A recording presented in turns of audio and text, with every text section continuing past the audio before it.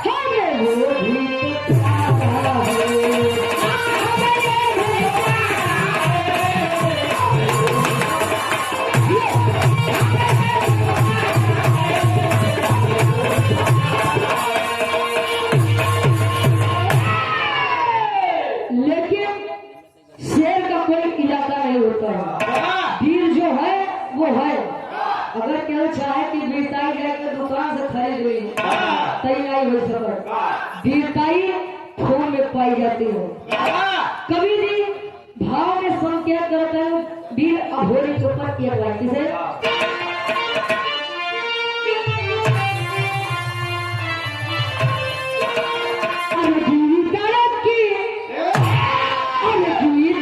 की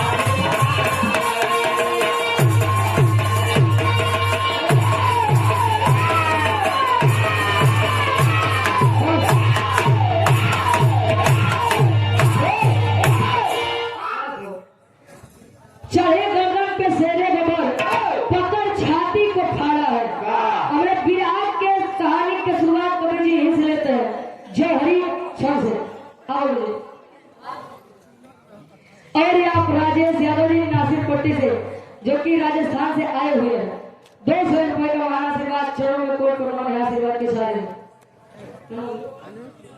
नितिन कुमार विपिन कुमार जो कि हमारे धर्म के बड़े भैया सुंदर पुष्प घुड़ियों में उठाए 800 रुपए का महाआशीर्वाद। फिर आगे कहानी की शुरुआत इस बात कैसे गुरु जी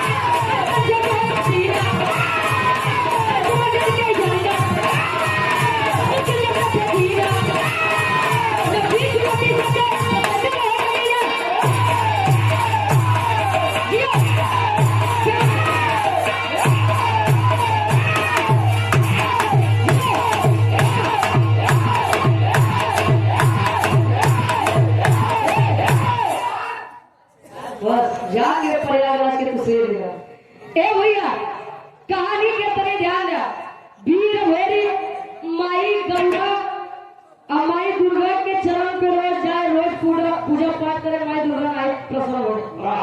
एक दिन जाके विलाप कर रहा है माँ ए माँ जन्मदानी के बाद मैंने किसी को यदि माना है तो आप हो। मेरे पिताजी जब भी आपको जरूरत थी उन्होंने अपने जंघे के लहू से आपको संतुष्ट किया है खून पिला करके खुश किया है। माई माही के लड़का हम वीर अभोरी हमार कहे नहीं विनती स्वीकार करत हो। माई दुर्गा प्रकट हुई कहे बेटा मैं क्यों प्रसन्न हूँ मुझे ये नहीं समझ में आता क्यों कहे तेरे पिता वीर लोरी तेरे जैसे वीर बच्चे का होने का क्या फायदा कहें क्यों जो आज तक अपने पिता का पिंडा दान न करवा सका। इतनी बतिया जब वीर या भोरी सुना जाई के माई मजरी से कहे माई ए माई बाबूजी के पिंडा दान कहे नहीं किया कहे बेटा न तेरे पिता को न मुझे ये गुलामी की चीज नहीं पसंद। मतलब कहे पिपरी के राजा सुरपति कोई भी जाता है पिंडदान करने के लिए तो पहले उससे सामना करना पड़ता है और सुबह का सबसे पहला पिंडदान वह अपने पुरखों को करता है। उतनी बढ़िया जब वीर या भोरी सुने तिमिया के खड़ा हो गया ए माँ अपने इस बच्चे को आशीर्वाद दे माना था कैसे एक लाइन गिर लगा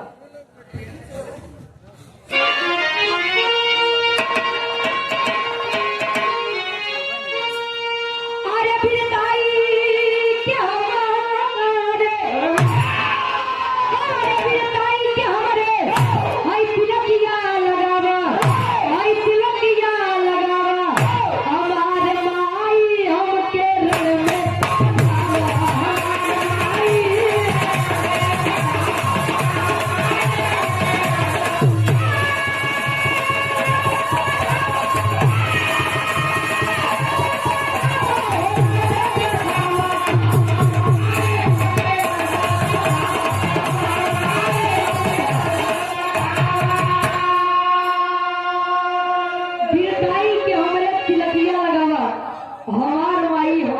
में पठा तिलक 3 प्रकार के होते हैं।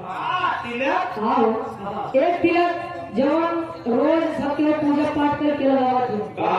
एक तिलक जिसे विजय तिलक कहा जाता है और तीसरी तिलक जब शादी ब्याह के पहले चढ़ाते हैं शुरुआत हुई है। ए भैया माँ से आज्ञा लेके चल दिया। कहा ये बनारस के पावन धरती पे मुलाकात हुई। किससे मुलाकात हुई? गीत बोलेगा।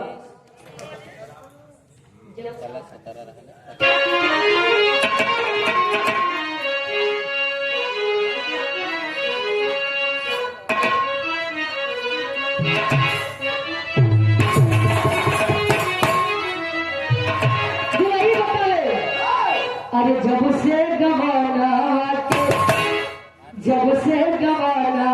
के दिनवा भगाई, रतिया यही से आए जोहतिया आई। जब से गवाना के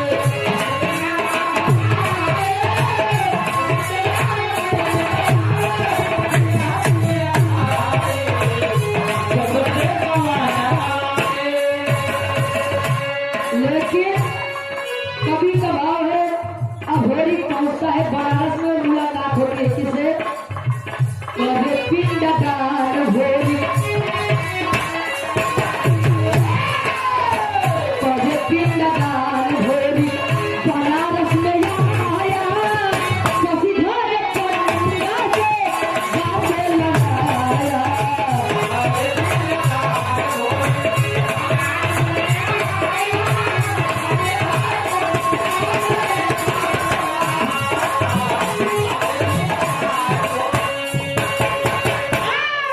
रमाकांत चित्रा से प्रधान पद के प्रत्याशी 21 रुपए आशीर्वाद के साथ।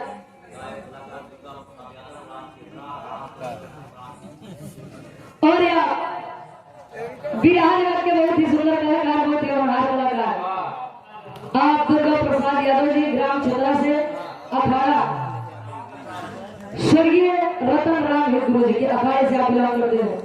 सुंदर पुष्प फुले मुख्तार 51 रुपए का महान आशीर्वाद।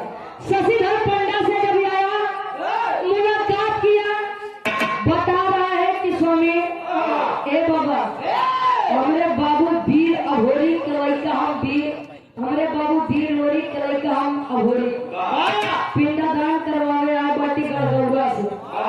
जब शशिधर पंडा तेरी बतिया समझ में बेटा तू लोरी के बेटा हुआ, अब केहू के बेटा हुआ। यहाँ का एक नियम है, यहाँ का एक रिवाज है का शशिधर पंडा 21 वर्षीय वीर अभोरी के समझावे का समझावे।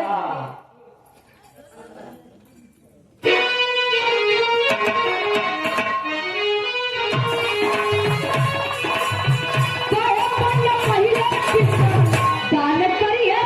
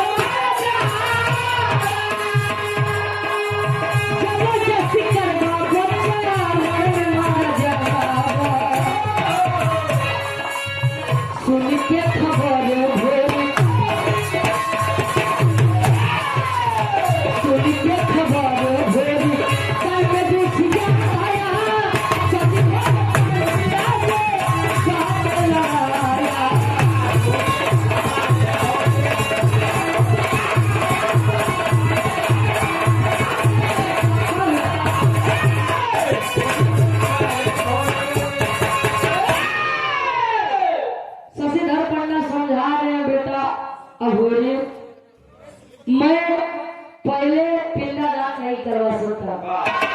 क्यों? कि पिपली के राजा जो सुरपति बा, अगर वो जान जाए तो ना तोड़का जिएगी ना हमका जिएगी। जो बेटरी बतिया वीर या घोड़ी सुने से निकाले तलवार, अरे निकाल के तलवार गर्दन पर रख दिया। मेरे सामने किसी और की बात करते हो? जो होगा सो देखा जाएगा। पहले यह बताएं कि आप पिंडदान करवाएंगे कि नहीं करवाएंगे। गर्दन पे तलवार रखेगा, हाथ बोल करोगे कि नहीं करोगे? करवाएगा कि नहीं करवाएगा? शशिधर पंडा सोचे सोचे भाई वाह जाई तो जाई कहाँ वाह पिंडदान न करवाओ तो ही मार दे पिंडदान करवा दे तो वो मार दे वाह मलाई कैसे सोचा था ए भैया काहे कि अबे सामने जो विपद पड़ी को पहले होता हटाई वाह और जब सुरपति आई तब देखा जाए काहे बेटा पिंडदान करवाओ तो बात समाने छोड़ बेटा काहे चल पिंडदान करवाओ अभोरी जाके अपने पिता लोरी का पिंडदान करता है और इतनी बतिया जब पिपरी के राजा सुरपति के पता चला अरे जोर से लाल हो गया चल दिया युद्ध के लिए पलटन तैयार रहेगा देखिए नाम के लड़के आया तो तुम्हें कहानी बताओगा हमारे राजनाय के हमका चुनौती दे दो अब सुरपति पलटन तैयार कर लिया पहुंचत बा कहाँ बनारस अगर बनारस में पहुंचत तो तेरी के भाव में कोई जी होता अरे जवानी जंगी जूझे जम के अरे जवानी जंगी जूझे जम के लोरी पूत अभेरी कहे मिठाऊ हमके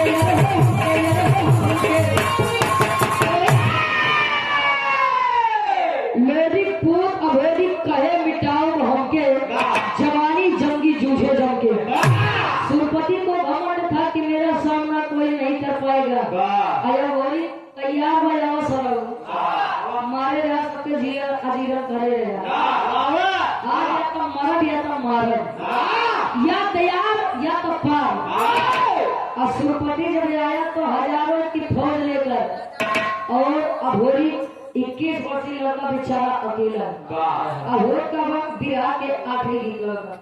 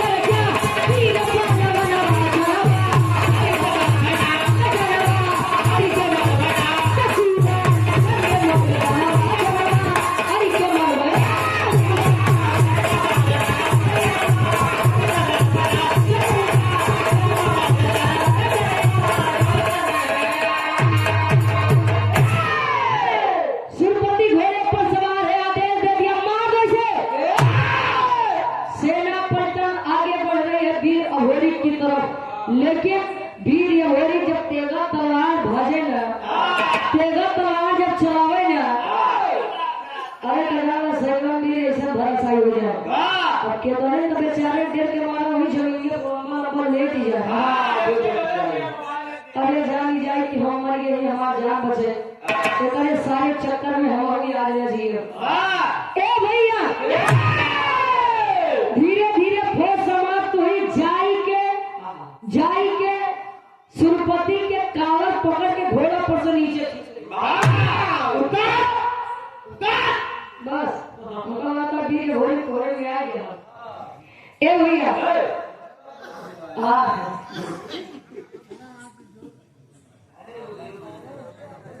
विजय पाल दीवान जी जोशी की पांव गति से गाजियाबाद इतना दूर से चल के आए सम्मान में सुंदर पुष्प घोड़े में उठा हार 200 रुपए का आशीर्वाद के सारे ए भैया सुरपति के मोहे पे काली पोत के गधा पे बैठाई के बनारस के सब कोनो कोना नहीं बचा जेल में भ्रमण यानी घुमाए न हो चल साले तेरी वजह से मेरे पिता का पिंडदान नहीं हो रहा था आतंक फैला जाए दृष्टि टुकड़ों करेगी अरे वीर हो तो आके लड़ो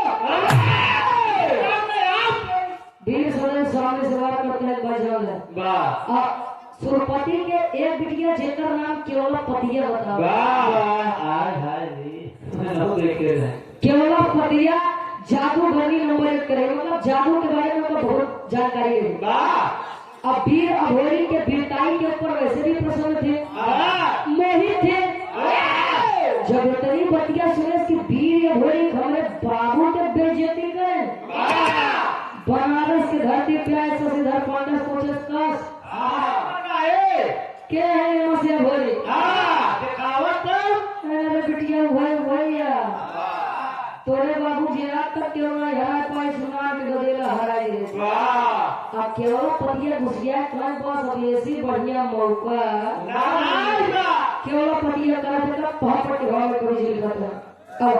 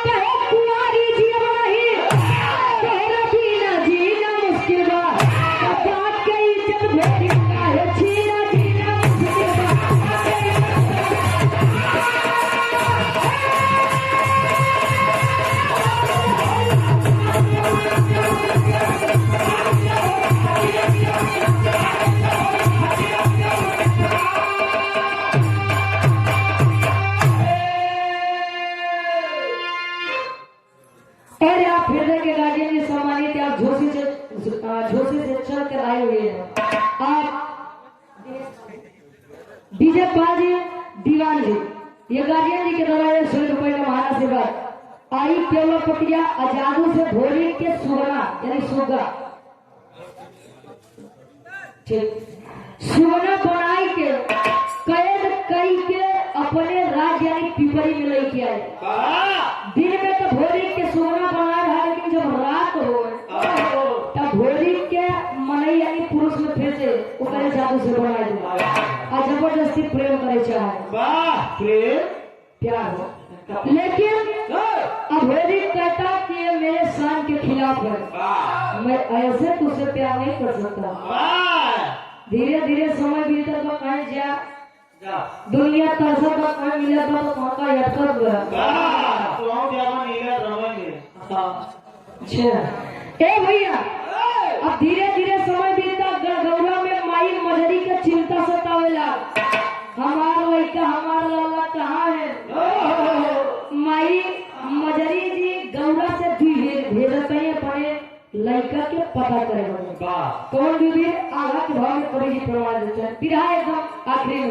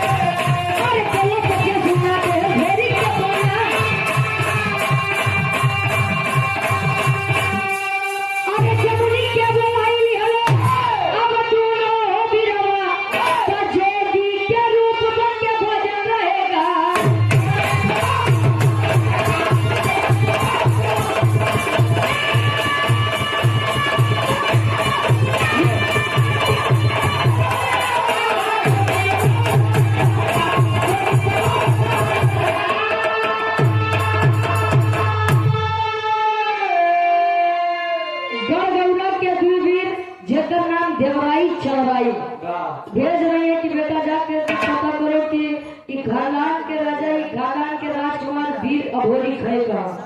धीरे धीरे काशी के धरती पर आए। काशी के धरती पर जब आए तो पहली मुलाकात ही हो गई शशिधर पंडा से।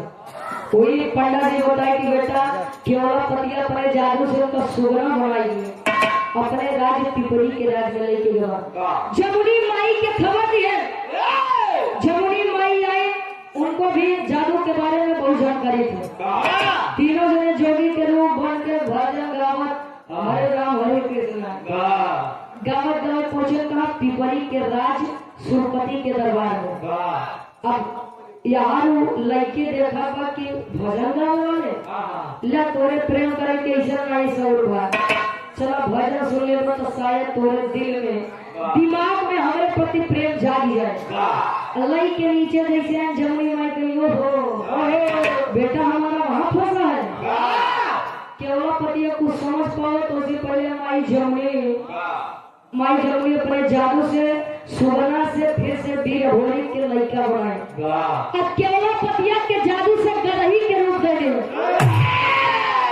केवलापतिया बेचारी गदही बने हुई अपने बाबू लगे खड़ी है। अब तो बोले वीर अघोरी तलवार निकाल के राजा सुरपति के गर्दन पे रखे। कहे जब ऐसा नहीं जीता तो अपने बिटिया के सहारा लिया। कहे जब ऐसा नहीं जीता तो अपने बिटिया के सहारा लिया। अरे छोड़ माई तो के माई जमुनी के सामने सुरपति गिरिया माई बहने तुम्हारे भाई के समान ले जान बचाई ले तू हमार। मैं अपनी गलती को स्वीकार करता हूँ। माई जमुनी समझावत नहीं लड़का वीर अघोरी के कैसे आखिरी भाग खड़ी भाग में कभी लिखा था। और यार श्याम बाबू विश्वकर्मा जी नेमी खरिया से आप हमारे फॉलोअर गार्जियन जी की तरफ से ₹100 का महान आशीर्वाद। और यार सुधीर भारतीय हार नया दुकान पूरे रघाई से ₹100 आशीर्वाद के सारे आप भैया खड़ी के भाव में कभी लिखा।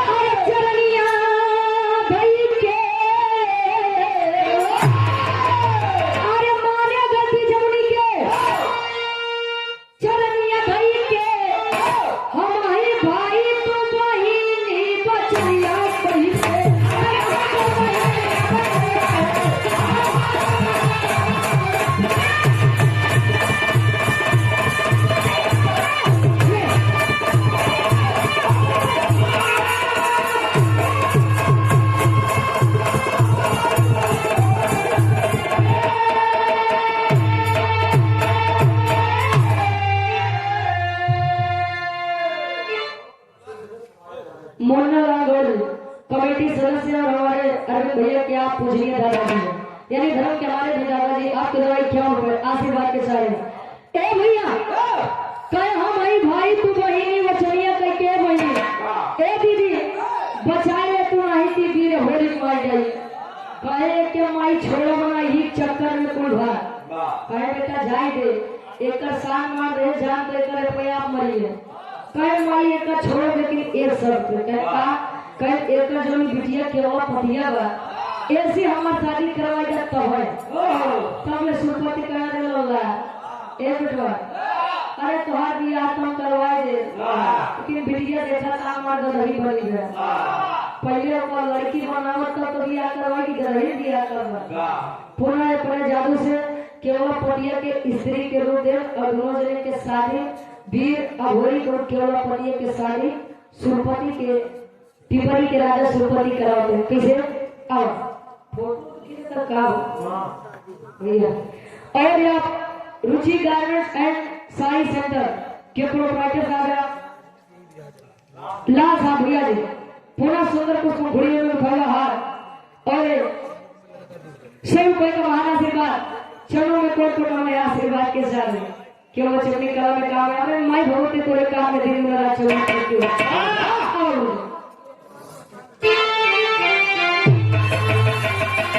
अरे क्यों पतिया या भोरी के हो गई ये शादी हो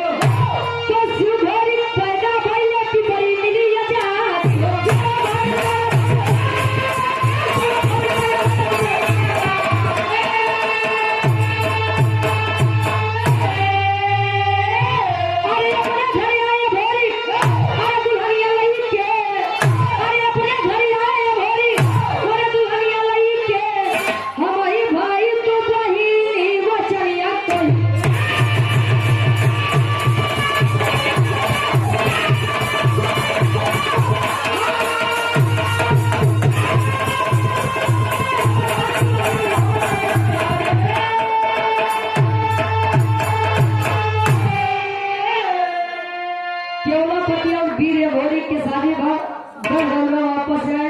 धीरे धीरे समय बीता, केवल पटिया और अभोरी के बीच में एक लड़का जन्म है जिसका नाम शिव भोरी। लोरी के लड़का वीर अभोरी और वीर अभोरी के लड़का शिव भोरी। एवरे बिहार के शीर्षक रहा लोरी के पिंडदान और अभोरी के शादी। आखिरी में खाना के बचे गुरु बिहारी गुरु